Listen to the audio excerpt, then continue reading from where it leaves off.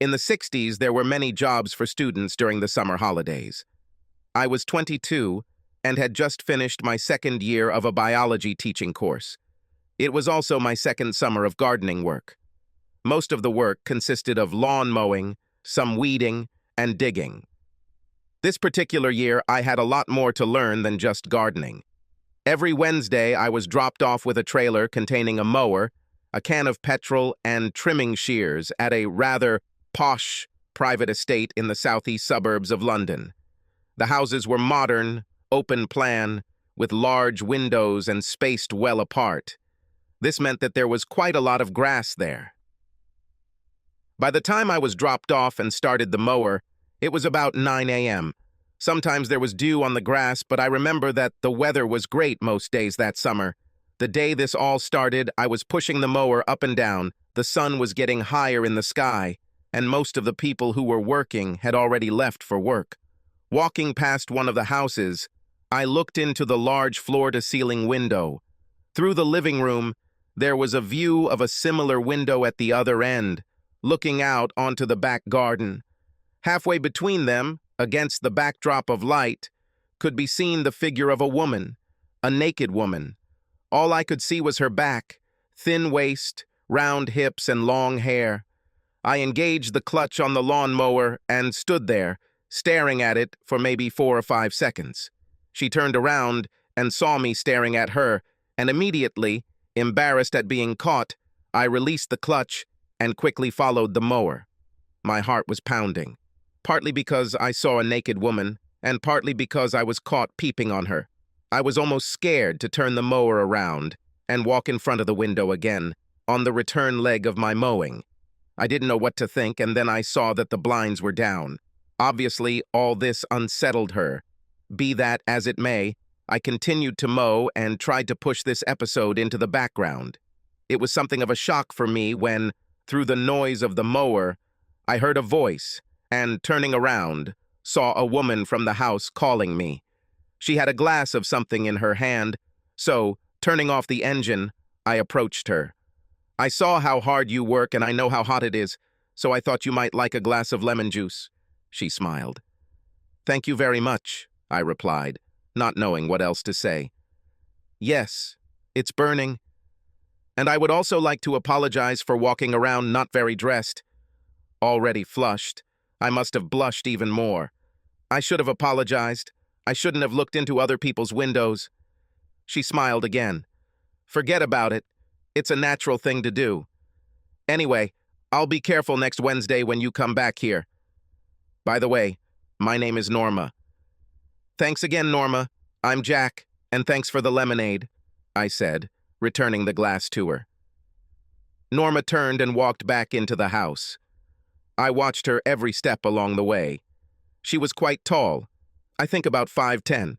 I was 6'3", and she was a little shorter than me in her pumps. She had long blonde hair and blue eyes, but it was hard to tell her figure under the flowing chemise dress she wore. I guessed she was about 40. Sitting under a tree and eating my packed lunch, I thought about Norma, wondering if she lives alone. What were her family circumstances? I finished mowing this afternoon, but still had to trim the edges of the lawn in all the areas I mowed.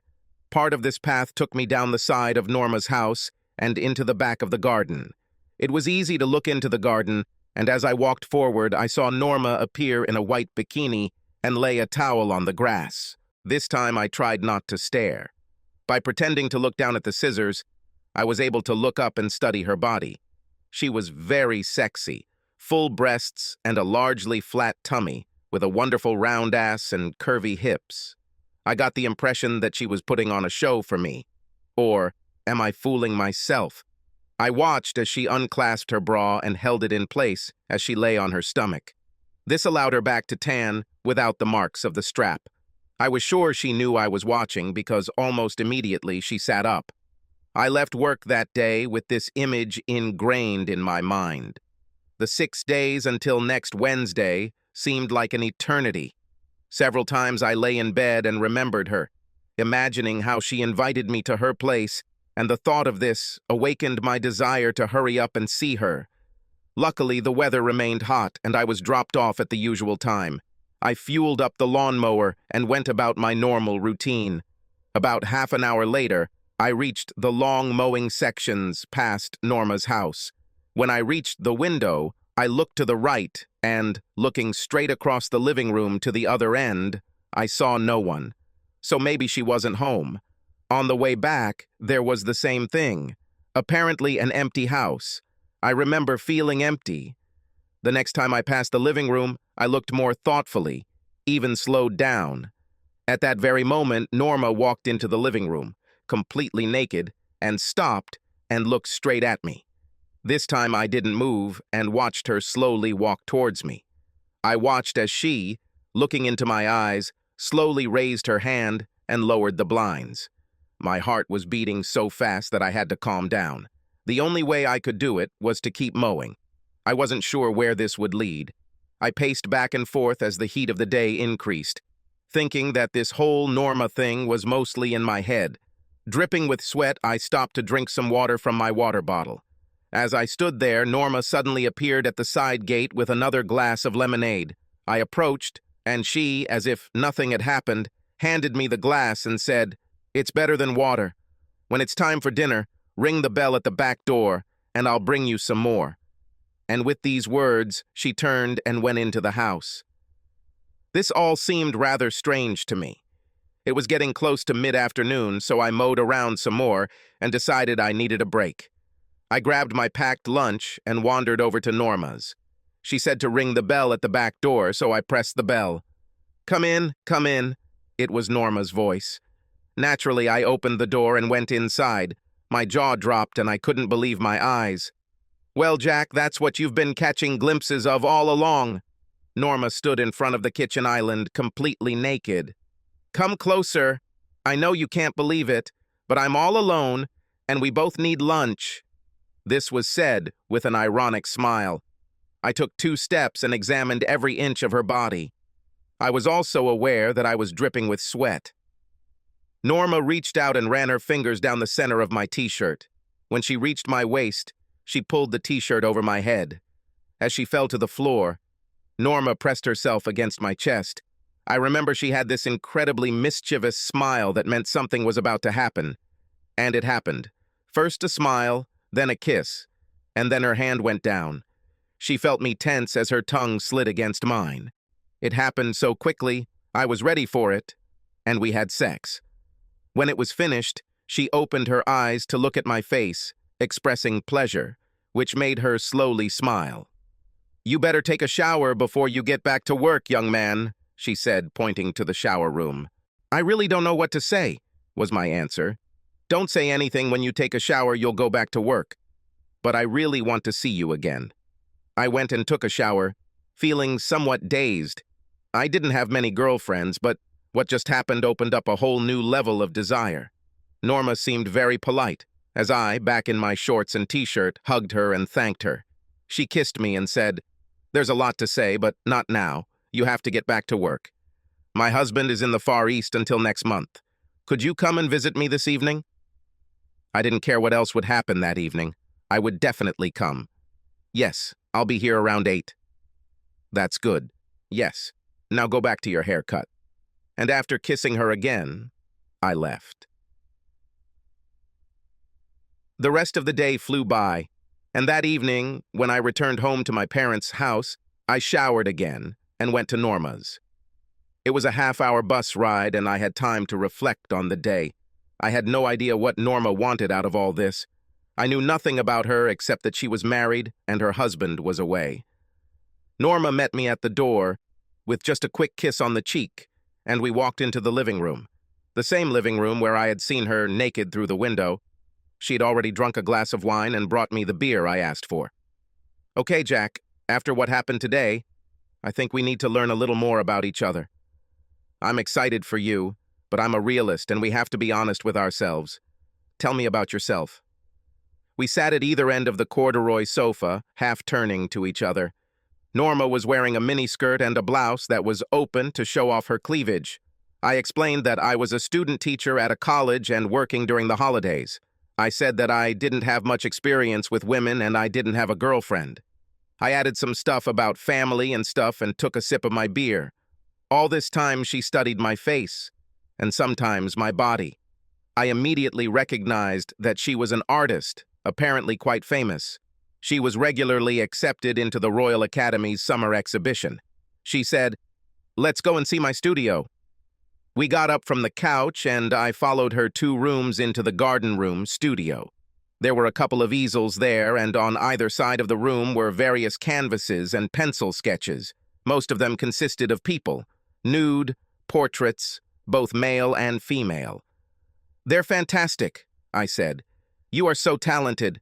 "Thank you, Jack. You are very kind. I would love to draw you if you don't mind." "Of course, I would be flattered, but I'm not sure I can remain calm for very long." Norma smiled her mischievous smile. "We could do this in short periods, with breaks in between. But I haven't told you much about myself." I told her that she should only tell me what she wants, and that I am not a nosy person. "Let's go back to the living room," and I followed her, looking at her along the way. I sat down again, and this time she sat next to me so that our thighs were touching. She started by telling me about her marriage. She was unable to have children, and so both she and her husband Alan devoted themselves to their careers. Alan was a civil engineer, so he traveled the world and was usually away from home for months at a time.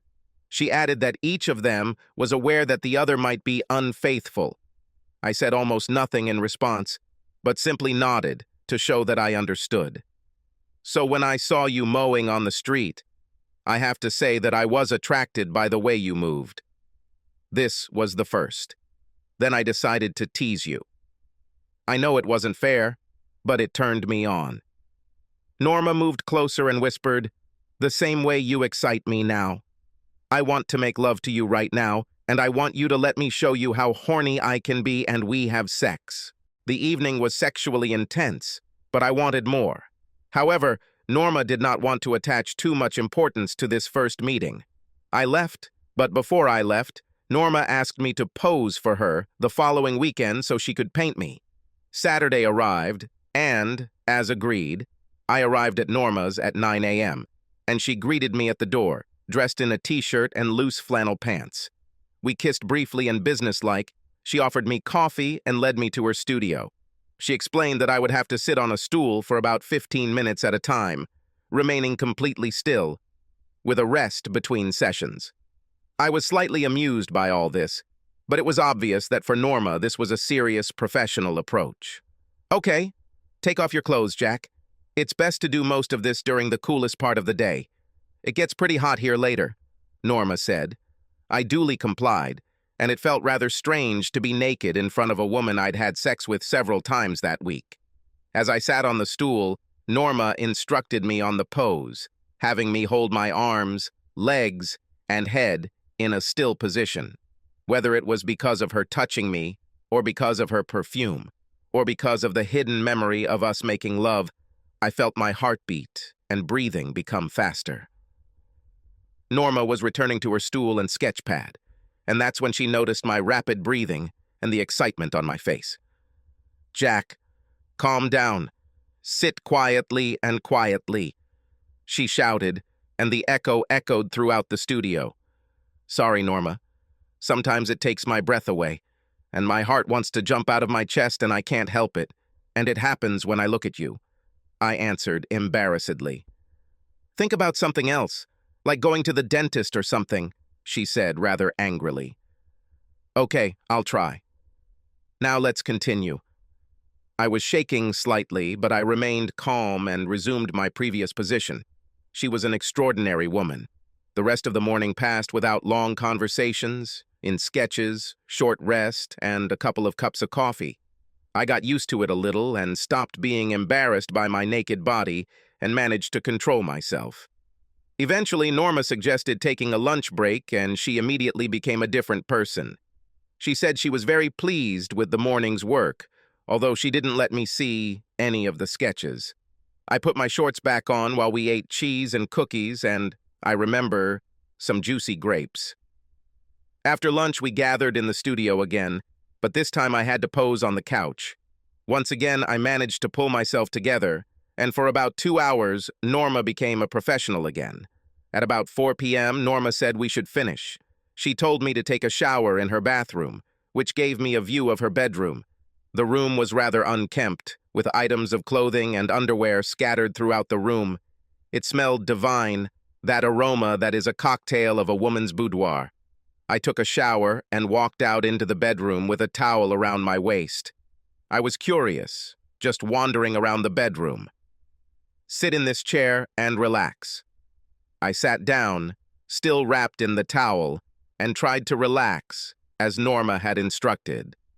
Norma began to take off her clothes, once again revealing her wonderful body. She smiled, leaning back on the bed and fluffing the pillows so that she was half lying, half sitting, leaning against the headboard. Looking at me, she invited me to her bed. "Well, I'm going to show you something you probably haven't done before." I was intrigued, excited, doubtful, curious, excited, all at the same time. "Yes, I trust you," I said. I heard Norma say quietly, "I hope you're ready." I didn't quite understand what she meant, but I was ready for whatever she offered me. "Yes," I croaked in response. But then, it all happened. We had different kinds of sex. We did things that I had never done or experienced before. I was delighted. I was shocked. "You are a very productive young man. Was this a new experience?" "Norma, it was incredible. I've never done anything like this before." Norma helped me up and put her arm around my neck. She looked into my eyes. Kissing me tenderly, almost lovingly, she said quietly, "Jack, you are a handsome, sweet guy. If only I were 20 years younger." Her eyelids were drooping, and she looked sad. "Will you stay with me tonight?" I lifted her chin with my fingers and, without saying a word, led her to the bed. We lay there hugging and kissing for maybe an hour, and eventually fell asleep. That evening and that summer night, we made love over and over again, falling asleep exhausted. We both knew that in a couple of weeks we would break up. We both knew our emotions were driven by lust. Norma taught me lessons. It would be easy to fall in love. Maybe I did, maybe she did, in a way. 4-5. Young student Jack was working a summer job cutting grass with a lawnmower and met Norma, a middle-aged artist who lived alone while her husband was away on a business trip. Sexual attraction arose between them, and then they had sex. Norma asked Jack to pose naked for her drawings. During one of the posing sessions, she invited him to try different types of sex, which led to a new sexual experience for Jack. Over the course of several weeks, they developed a close relationship, although both understood the temporary nature of the summer romance, due to the difference in age and life circumstances. Norma taught the inexperienced Jack a lot